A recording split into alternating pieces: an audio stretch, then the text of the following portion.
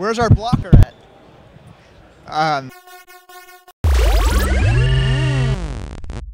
Kirk here at Attack Gaming. We're talking with Ryan here at S2Games. We're at PAX Prime 2014 in front of a mechanical dragon back here at the Strife booth. And we're going to talk about Strife. First, real quickly, are people loving this dragon?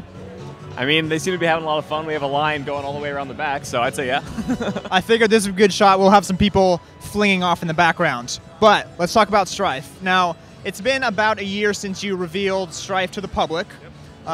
I heard about it at last year's PAX Prime. So tell us a little bit about what has changed. It's probably a lot, but like, what are some of the big differences between last year when you first introduced Strife and what we're looking at now? So it's been a year since we first revealed. Since then, we've had a lot of new content. Last year, I think when we announced, we had 14 heroes. We're now up to 20. And then we have a bunch more coming in soon. So new content, new pets. We've done a lot of updates to our crafting system. We've really improved that a lot. We've done a lot of balance work, and then we've got a lot of features in the works. So we have, working on ranked play really hard. Once our community gets bigger, we're going to open that up. And then we have a few more really cool things on the community side that we're not quite ready to announce, but we're getting there. And then a big thing is we have the single player experience, which is basically a series of single player content where we kind of introduce the lore of the character behind each character. So our first one is about Bastion, and a lot of people have been playing it. We've got a lot of great feedback, so that's really exciting for us. Yeah. So that's like a single-player campaign that kind of just gives the background of that particular hero?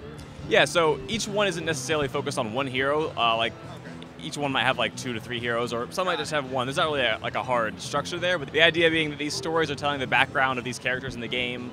Sometimes, a lot of these characters interact with each other, and so some have more than one, and yeah, that's the idea. So kind of provides a change of pace for players to not only get to know the characters they're playing in the PvP content, but also just kind of get the lore of these characters. So. Right. It's really cool to like kind of get the lore of the characters because you kind of get to feel them a little bit more, and it's cool just to know that. So you're calling it a second generation MOBA, right? Yeah. So that's kind of our second generation MOBA is what we're calling it, mostly because we've already produced Heroes of Newerth, which is our first MOBA.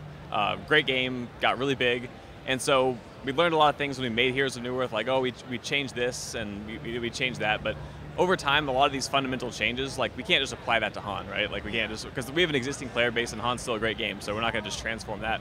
So Strife was kind of our attempt to take these things that we thought we could improve about the formula and say, let's just start from scratch. And that's why we call it second generation. Now, I'm sure you've had like a lot of League players, Dota players, Newerth players like trying out Strife. What are kind of they saying about the game? Honestly, our feedback so far in the beta has been really great. I mean, obviously, you always have the good with the bad, but pretty much everyone loves our gold sharing system. They love how that changed the lane dynamics. So for those of you that are familiar with MOBAs, usually in these games, when you get the last hit on enemy brawler or minion or creep or whatever game it is, the gold only goes to the person that got dealt the killing blow. So in our game, we actually split it among your allies, and really this creates a lot less tension in the lane. No matter what character you're playing, you feel like you're progressing. You don't feel like as a support player, you've now sacrificed all your gold income, and so you have a lot more fun in that way. So we've gotten a lot of great feedback with that. And just in general, the game is really fast-paced compared to other MOBAs. The whole experience is a bit compressed. Team fights happen sooner, there's more action, more kills per game on average, and we get a lot of positive feedback about that. So one of the things people are discouraged about playing something like League of Legends is they call it the toxic community. So some of the systems you guys have in place kind of eliminate that toxicity, right? Exactly. So obviously we can't make people not get mad. So we're kind of taking an approach of what can we change about the game design itself that gives people less reason to be mad at each other. So again, gold sharing would be one example of that. We also have, instead of having wards in our game, we have observation towers that you can light up, and it's everyone's responsibility to do that. So it's not like you're dedicating a certain person to do that. And so in general, we've kind of tried to distribute out some responsibility to the entire team, so you can't pinpoint one person, like, oh, it's your fault, this is this way, and so again, like from a game design perspective, we tried to remove some of the toxicity from the game. And how can players, right now it's is it closed beta, open beta?